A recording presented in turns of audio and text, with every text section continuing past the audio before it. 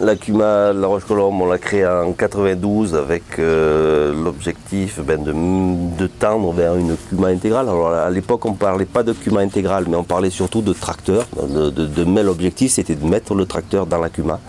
C'était de réduire ces coûts de mécanisation à un seuil tolérable pour pouvoir quand même dégager un petit bénéfice sur le blé. On a vu qu'il y a des années, le prix a vraiment chuté et c'était quand même dur d'équilibrer avec la vente de produits si on a des charges trop importantes.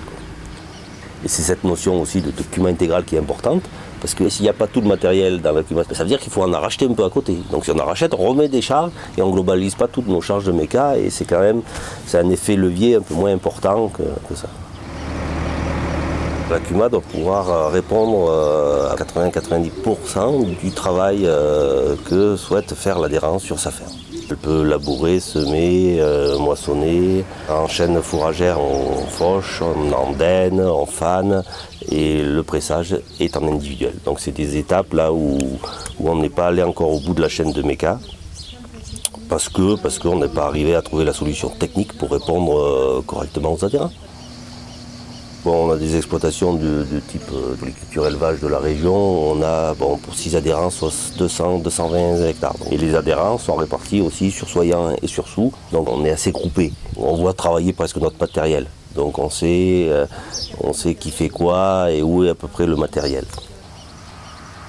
La vigilance, de toute façon déjà c'est de bien définir le modèle économique. De bien formaliser son projet individuel au sein du groupe. Après, c'est le b.a.-ba de la CUMA, hein, c'est toujours écrire. On n'écrit rien. Donc il faut écrire. C'est vrai que l'agriculteur, il a marre des papiers, il n'aime pas écrire, mais il faut écrire. Il faut écrire un règlement intérieur. Il faut quand même marquer un peu des heures, marquer un peu du fioul, marquer. Et nous, on a été très utopique ou très, je sais pas comment, dans notre CUMA, on avait mis un forfait. C'était très simple le forfait. Comme ça, c'était 200 € l'hectare, on divisé par le nombre d'hectares et tout ça. Et ça nous a masqué la réalité à un moment donné. Il y avait eu un regain d'activité dans la CUMA, plus d'heures dans les tracteurs. Donc c'est bien, pour une CUMA intégrale, c'est ce qu'il faut. Le seul problème, c'est que comme on était au forfait, on ne l'a pas vu sur le regain d'activité et on n'a pas pu le facturer. Donc ça nous a créé un déficit. Quelque chose qui devait être positif, on l'a rendu négatif parce qu'on n'en marquait rien. C'est ça qu'il faut éviter. À mon avis, pour un jeune, ça lui évite d'acheter son tracteur, ça lui évite d'emblée, dans sa comptabilité, d'avoir un poste charge de mécanisation important. Donc il lui laisse peut-être une faculté de trésorerie et de CAF, quoi, en fait, pour investir dans des bâtiments ou dans un autre projet agricole de transformation de produits ou des choses comme ça. La CUMA intégrale, c'est pas tellement peut-être elle qui est innovante, mais elle peut favoriser l'innovation.